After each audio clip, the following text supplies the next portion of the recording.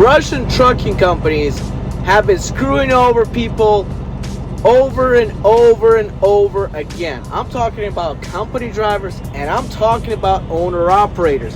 If you work for a Russian trucking company, you may be in trouble, and I am here to tell you how to get out of there and how not to get in, but if you do want to get in, how to deal about these Russian trucking companies.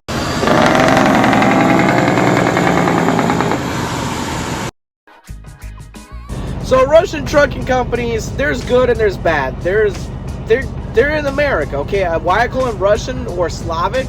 It's because they have a Russian or Slavic owner, and they're owned by a Slavic and Russian owner group, okay? They're not American. These guys came from overseas, and they got their citizenship here, or they're working the green card and open up a business. America's a free country. If you come here legally, do what you want. But I'm just saying to stay away from these guys because they are a shady trucking company business. Now, I am myself a U.S. citizen. I was born here in America, but at the same time I have ancestors that were not from America, so I can relate because I actually speak the Russian language, even though I'm not Russian, and can tell you how to deal with these Russian trucking companies. So one way Russian trucking companies screw you over is because you're on a 1099 and also on insurance deductible.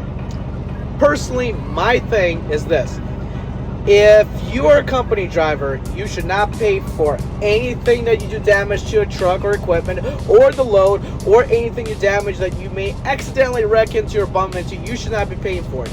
Neither should you be paying for expenses of a trucking company.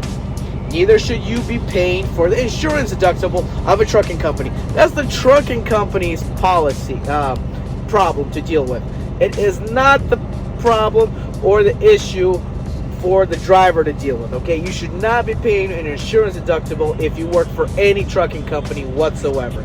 So one way they can force this, because if you work on a 1099, they can tell you you're an independent contractor like an owner-operator. That's why this law is coming out, where they'll require companies to reclassify independent contractors and employees if they're employees or independent contractors. So basically, the new law screws over owner-operators that are just trying to lease on their company, but at the same time it helps little guys like people who want to work as a company driver and not be forced into being on a 1099.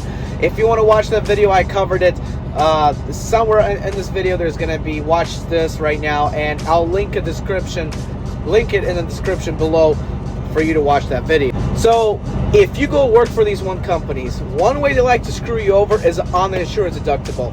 That happened to me, okay?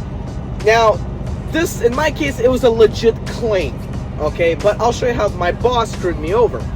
Basically, when I was quitting, all of a sudden, oh, we got a claim. Okay, it was a legit claim, but I was already leaving. So instead of just leaving as be, he charged me again for another insurance deductible, saying, well, there's lows that were in the past 90 days. You just got to make sure there's no claim.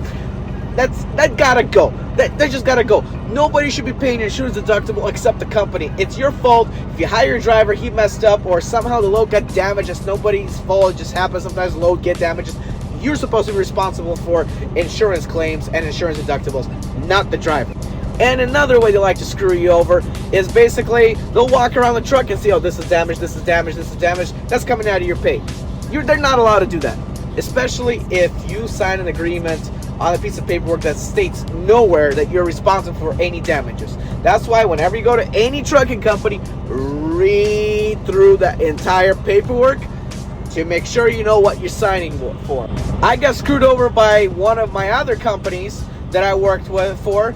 Basically, it was my fault. I was getting married that time, and I was like, yeah, I'll cover the cost of the accident. It's my fault, and unfortunately, I have to cover the cost of the accident. But here's the problem. Companies are not supposed to do that. So basically, they said, yeah, you'll pay for this and that. They straightened out the bumper on the semi-truck. They fixed the damages of the vehicle I hit.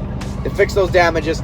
I paid for those damages, and I thought it was over. When I was quitting, all of a sudden they charged me $1,000-something for a brand new chrome bumper.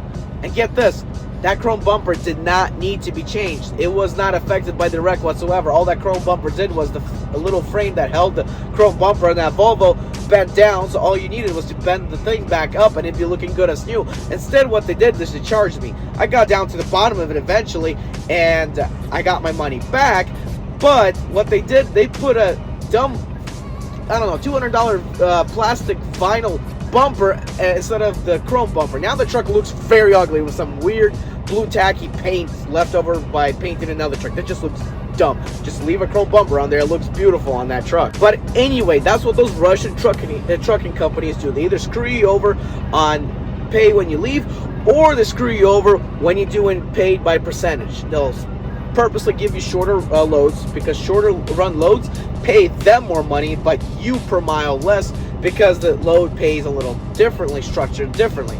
And also, they may lie in your paperwork.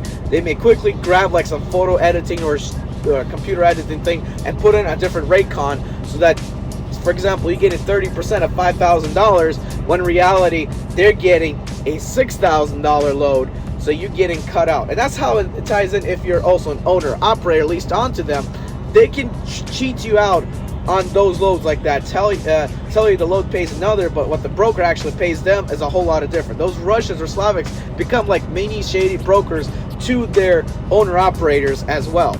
Personally, if you're an owner operator leased onto a Russian trucking company, there should be transparency, and they should treat you well. Of course, you got expenses to pay like insurance and everything. That's unavoidable. But if you're a company driver for these companies, at minimum, at least, even if you're under 1099, hopefully you'll be under a W-2 like an American company. You should have a fuel card. You should also have a fuel card that also takes care of basic maintenance and basic supplies like oil and stuff. Companies should not be reimbursing you back, because it screws you over on taxes, and because IRS now counts Zelle and Cash App, and they count that all in, how much money you get, so you still got to pay taxes for it anyway. And they should also give you a nice truck, basically that's not about to run down, legal logbooks, and not forced dispatch. That should be the bare minimum if you're a company driver for any trucking company. Also, make sure the payos are right. Don't go for something that's very low and not paying, unless of course your record is messed up. Now, if you're quitting a trucking company, it's a little hard to do. If the trucking company's terminal is in another state, it's very hard to do. You don't want to just leave the truck stranded. That's not good. What I recommend, if you're in another state, try to ask a load where their terminal is. Say, hey, I got to visit this and this and that in this city. Can you please send me a load there? And then what you do is you show up at the terminal, take your stuff out, and just say, I quit. That's all you got to do. But here's what the best solution is: to quit. And this is the best chance of you never ever getting screwed over on money. You come back from a trip and you live next to the company's terminal, okay? You come back from a trip and you live next to the company's terminal. Wait until your next paycheck hits and clears. Next, what you want to do is don't show up for work and say you quit. They cannot charge you a dime. What they're gonna do, just make sure you take your stuff out of your truck first, but they cannot charge you a dime. That's the best way to do it. But if you have no other choice, be ready to have money on the backup plan, because they could screw you over up towards a $5,000 when you're leaving a company. Not canceled. Guys, I'm Eddie B. 2004 Turn right.